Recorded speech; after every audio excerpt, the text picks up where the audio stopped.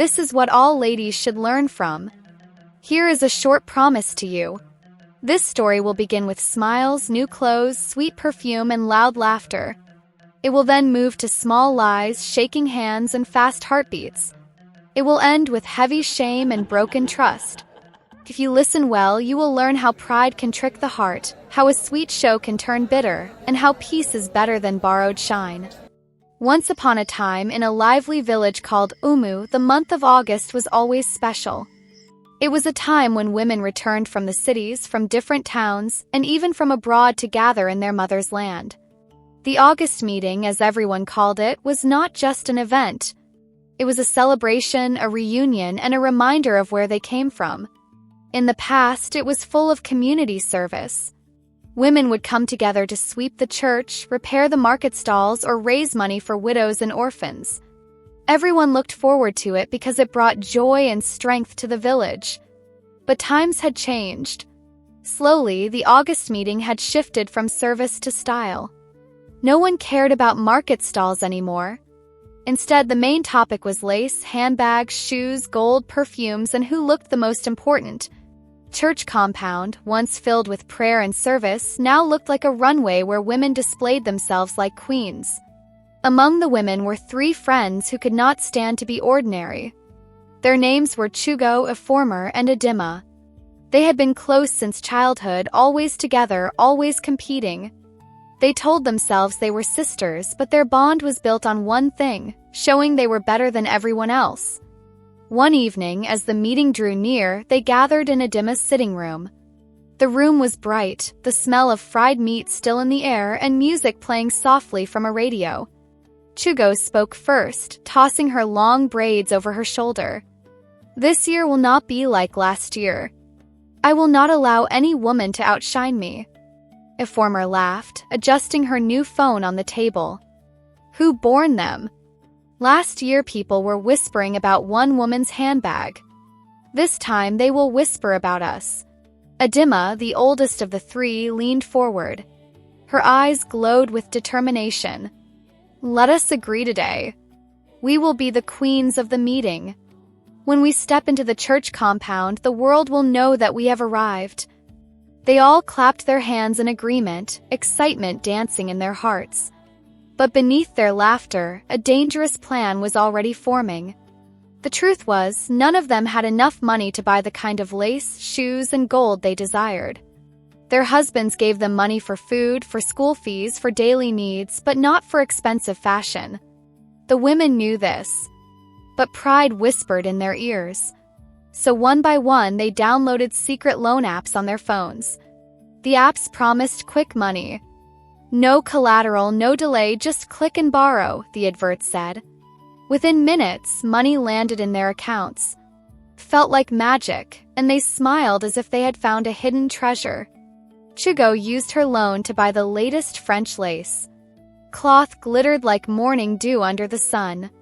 Former bought Italian shoes and a handbag that cost more than her husband's monthly salary.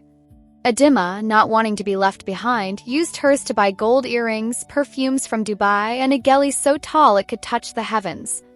The loans were quick and easy, but the apps came with sharp teeth. The women ignored the warnings, promising themselves that they would repay after the meeting. "What is shame," they told each other, "if we don't shine today?" In the same village lived another woman dupe. She was different. She was not poor, but she believed in living within her means. She worked hard, selling fruits in the market, and her husband was a simple teacher. Together, they lived quietly. When other women spoke about lace and perfumes, Dupe only smiled. She had already picked out her outfit for the meeting, a simple wrapper and blouse she had worn before, clean and ironed with care. She told herself, "The meeting is not for fashion. It is for unity and progress. I will wear what I can afford." The trio mocked her whenever they saw her. "Dupe, won't you buy new lace?" Chugo teased. "Don't tell me you want to wear that old wrapper again," a former sneered. Maybe she wants to be invisible. After all, not everyone was born to shine," Adima added, laughing. Dupe only shook her head. "Better to wear what I can afford than to borrow shame." Her words rolled off them like water off stone. As the day drew closer, the village buzzed with excitement. Tailors worked day and night, sewing lace and stitching designs. Market women displayed shoes, bags, and jewelry. Perfumes filled the air as women tested and bought. In their homes, Chugo, a former, and Adima rehearsed their entrances. They practiced how they would walk into the church compound, how they would greet the leaders, and how they would wave to the crowd. It was not just about attending, it was about performing. The night before the meeting, Chugo stood before her mirror. She twirled in her lace, smiled at her reflection, and whispered, "Tomorrow the world will bow." The former polished her handbag again and again, inhaling its new smell like a drug. "They will never forget my shine," she said. Adima laid her geli carefully on the bed, like a crown waiting for a queen. "This is my season," she declared. Dupe, on the other hand, folded her wrapper neatly and prayed with her family. She did not plan an entrance. She only planned to attend. The morning of the August meeting arrived. The sun rose gently and the village sparkled with color. Women filled the roads, laughing, singing, and greeting one another. Church compound was decorated with flowers, chairs arranged neatly, and drums beating softly in the distance. It looked like a festival. And in a way it was. Chugo, a former, and Adima were ready. Their hearts pounded with excitement. They believed the day would end in glory. But what they did not know was that their phones would soon betray them. The shine they borrowed was already waiting to turn into shame. The sun rose bright over Umu village, painting the red earth with a golden glow. From every corner of the village, drums beat, women sang, and footsteps echoed. Today was not just another day. Today was the August meeting, the day women of Umu had been preparing for, the day that would decide who truly shined. The church compound was alive like a festival ground. Stalls lined the gates, selling cold drinks, meat pies, roasted groundnuts, and sachet water. Children ran around, excited by the crowd, their laughter filling the air. The men of the village stood by the fence, watching with curiosity. The August meeting was for women, but it had become such a spectacle that even men wanted to see. Everywhere, colors sparkled. Wrappers, lace, geli, and jewelry danced under the sunlight. Perfume hung heavy in the air, mixing with the smell of fried puff-puff. Cameras clicked as women posed by cars, smiling and pretending to be queens. And in the middle of all this excitement, the three friends, Chugo, a former, and Adima, prepared to make their grand entrance. First came Chugo. Her French lace glittered as if every star in the sky had fallen on her dress. The geli on her head rose like a tower, and her shoes tapped proudly as she walked. She carried her handbag with the confidence of a woman who believed the whole world belonged to her. "Ha! See Chugo," someone whispered. "She looks like she just returned from London," another replied. Phones clicked. Women turned their heads. Some smiled in admiration, others in envy. Not far behind came a former. Her Italian shoes sparkled with stones, her handbag swung like a trophy, and her perfume filled the air before she even spoke. She walked slowly, each step rehearsed, her smile wide and full of pride. "A former has come, oh," the crowd murmured. "Her husband must be rich," another added. She pretended not to hear, but her heart swelled like a drum. Finally came Adima. She was the oldest, but she dressed like a queen ready for a coronation. Her geli curved high like a crown, her gold earrings shone, and her perfume was strong enough to make noses twitch. She entered with slow steps, waving as though she were a governor's wife. The three friends found their seats together at the front. Heads turned, whispers grew, and they sat with wide smiles. To them, the plan was working. But the truth was about to rise. As the priest welcomed everyone and the choir began to sing, Chugo's phone vibrated in her handbag. She ignored it, smiling brightly at the cameras. But then it rang again. And again. She pulled it out quickly, shielding the screen. Her heart skipped. It was a loan app. She pressed decline and pushed the phone back into her bag. Sweat broke out on her forehead, but she forced a smile. Just then, Informer's phone rang too. She frowned, silenced it, and hid it under her chair. Edima's buzzed with messages. She glanced down. 10 unread texts, all from loan agents. Her chest tightened, but she smiled wider, clapping with the choir. "Not today," she whispered to herself. "I will enjoy today." But the phones refused to rest. Calls, texts, WhatsApp messages, all storming in like angry bees. The women opened their messages one by one, hearts beating fast. "Return our money or we will call your husband." 7 days has passed. "We will publish your picture everywhere." "Debtor, do you think you can hide?" The words burned. Chigo's hand shook as she slid her phone back. Informer's chest tightened. Edima's stomach turned. Still, they smiled for the crowd. But it was not enough. In the middle of the meeting, something unexpected happened.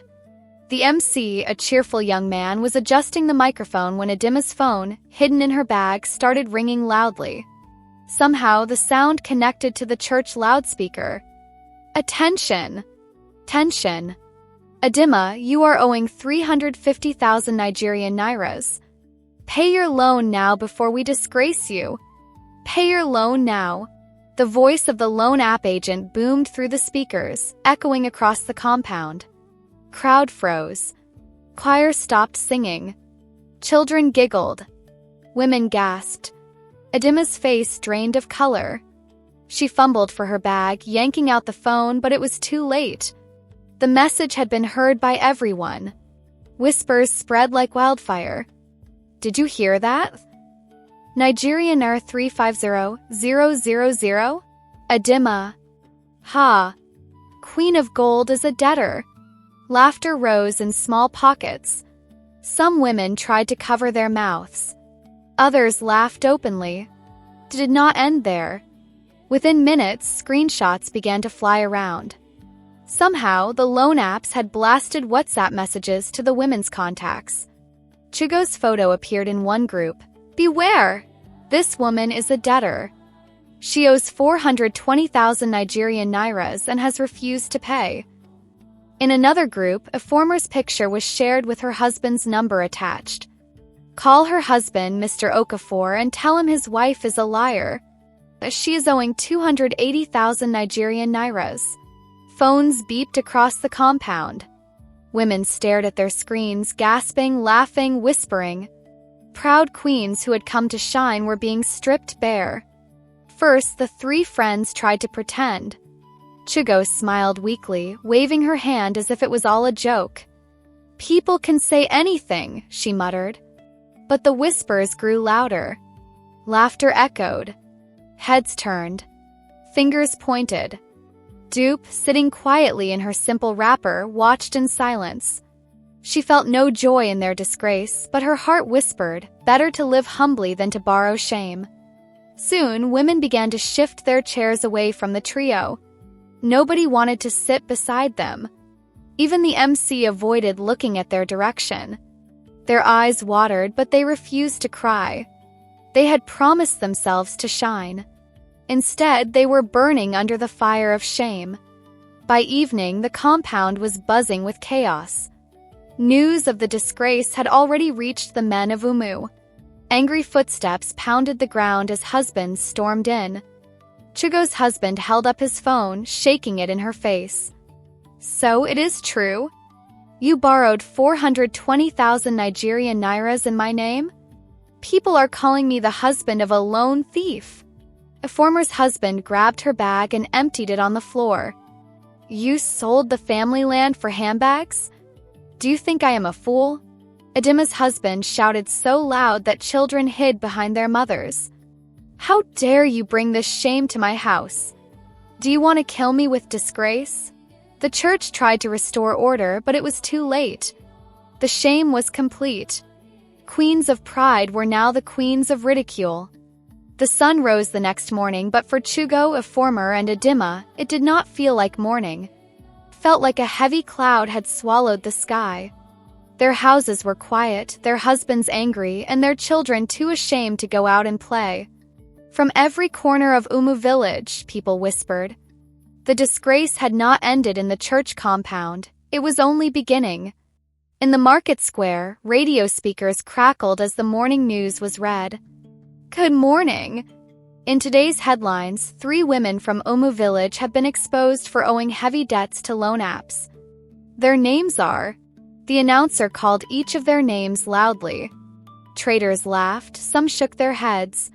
The story spread faster than fire on dry grass. On social media, WhatsApp groups were flooded with their faces. Flyers with bold red letters screamed, "Debtors! Beware of these women." Children laughed when they saw the posters pasted on walls. In schools, their children were mocked. Your mother is a debtor. Your mother wore lace with borrowed money. Tears rolled down the children's cheeks as they ran home. At workplaces, colleagues called their husbands. Is it true? Your wife's picture is everywhere. How can she owe so much and still wear gold? Church could not ignore the scandal. On Sunday, the women were called to stand before the congregation. Priest's voice was firm. You are leaders, but instead of setting examples, you have brought shame to this house. Until further notice, you are suspended from leadership. Heads bowed, eyes watered. No amount of gelly or perfume could hide their disgrace. While the village pointed fingers, Dupe walked home quietly after each meeting. Her simple wrapper swayed gently, her slippers tapping softly on the earth. She carried no shame, for she had borrowed nothing. People greeted her with respect. Some women whispered, Dupe was right all along. Better to wear what you have than to borrow for shine. She never mocked them. She only prayed in her heart that they would learn. That night, the 3 friends sat in their separate houses, unable to sleep. Memories of laughter, whispers, and loud voices filled their minds. Chugo stared at her glittering lace, now useless. What did I gain? She whispered. Former looked at her handbag, now like a heavy stone. One day of shine, a lifetime of shame. Adima touched her gold earrings, but they felt cold against her skin.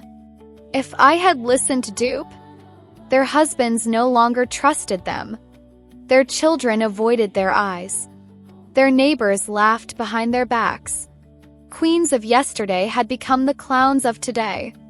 Days turned to weeks, and the disgrace did not fade quickly. Every time their names were mentioned, people remembered the August meeting, the loudspeaker disaster, the WhatsApp leaks, and the angry husbands. The 3 women finally understood that pride is a sweet fruit that turns bitter in the mouth. Borrowed shine can blind for one day, but the darkness that follows lasts much longer. Dupe, the woman they mocked, walked debt-free, her dignity safe. Children of Umu and all who hear this story learn this truth. Never borrow what you cannot pay, never trade your peace for pride, and never value show-off more than dignity.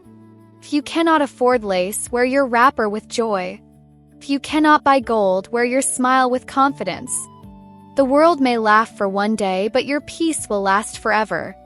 'Cause pride can sweeten you for one moment, but the shame that follows can last a lifetime. If you have not subscribed to my channel, you might not hear my voice again, but if you are, then you are growing every day. Check my page for more interesting stories. Thanks for watching.